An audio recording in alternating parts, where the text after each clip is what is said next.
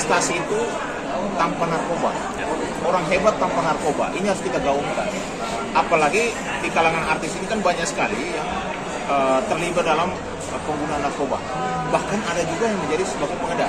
Makanya di sini saya mau sampaikan bahwa pihak kepolisian harus mengutus tuntas, jangan hanya sebagai untuk tangkap daripada pemakai dan juga hanya tangkap itu pengedar. Cari gembongnya. Saya mencurigai, jangan sampai di kalangan artis itu ada yang gembong narkoba, ada bandar narkoba. Tangkap, kenapa? Kalau ini jaringan ini tidak diputus, ini akan berkelanjutan terus. Nanti ditangkap, ujungnya apa? Ujungnya rehab, asesmen rehab, ya kan? Karena undang-undang kita kalau barang bukti tidak sampai 0,3 itu akan anggarannya ke rehab, dan apalagi dia pemakai aktif. Nah ini yang harus diputus jaringannya. Kenapa? Karena setiap tahun angka pemakai narkoba dia sangat tinggi. Saat ini hampir 4 juta lebih pemakai narkoba. Dan dia menyerang ke siapa? Mahasiswa dan pelajar. Itu kurang lebih hampir 30%.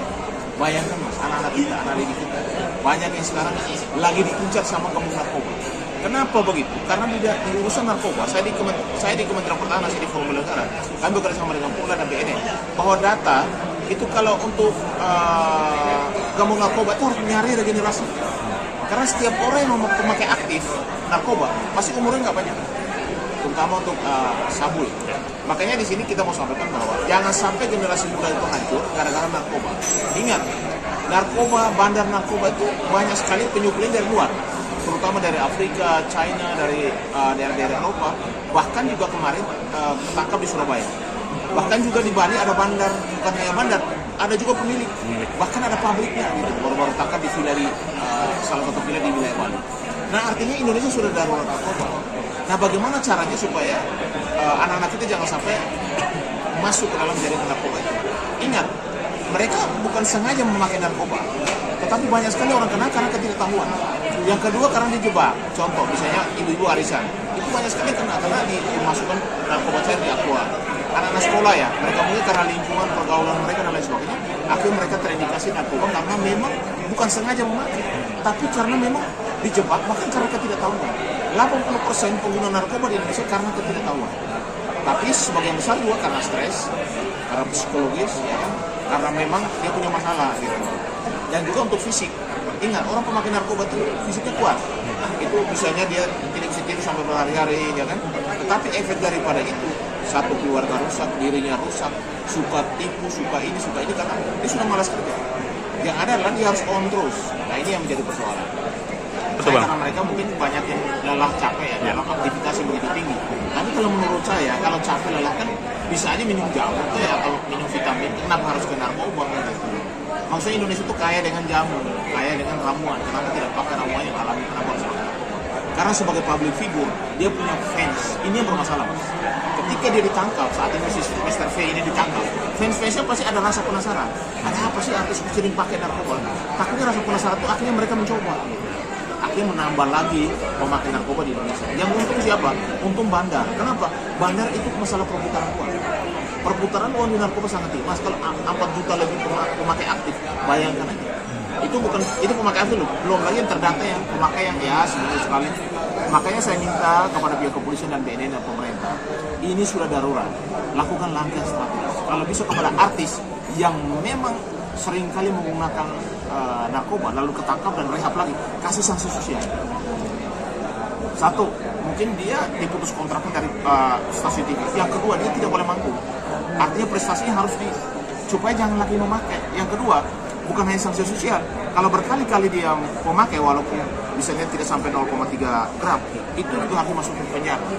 Karena kalau berpatokan kepada ini barang bukti 0,1, lalu rehab lagi. Mas, rehab itu adalah uang negara. Asesmen itu kan gratis yang rehab oleh BNN. Itu kan uang negara. Lalu uang negara dipakai terus untuk lebih kasih uang negara pakai anak sekolah. Bangun gedung sekolah kayak jembatan, fasilitas. Untuk apa pakai rehab narkoba? Dan dia terus-terusan. Kalau sekali sih mungkin masih bisa dimaafin. Yang kilaf. Kalau berkali-kali kan unsur kesengajaan gitu. Dalam regulasi dalam undang-undang nanti kita harus dipikirkan hukuman tambahan. Hukuman tambahan itu adalah sanksi sosial. supaya ada efek jerah. Karena orang ketika disentuh hanya dengan penegakan hukum masuk penjara kan juga ada indikasi, diduga juga di dalam penjara mereka bisa bermain. Tetapi kalau ada sanksi sosial kepada yang bersangkutan, artinya dia ada rasa malu, dia disanksi sama masyarakat, sanksi sama sosial, dia ke depan mungkin dia berpikir ulang, kalau gua ini manggung dicopot, tak bisa gua di TV di mana-mana di media sosial gua tidak bisa lagi karena gua dikasih sanksi sosial yang keras gitu. Jadi menurut saya sanksi sosial atau hukuman tambahan dalam undang-undang narkoba dengan ancaman hukuman misalnya pemakai itu sebenarnya ancaman hukuman 4 tahun. Tapi kalau di asesmen lalu dilihat bahwa dia hanya pemakai, dia akhirnya arah ke rehab.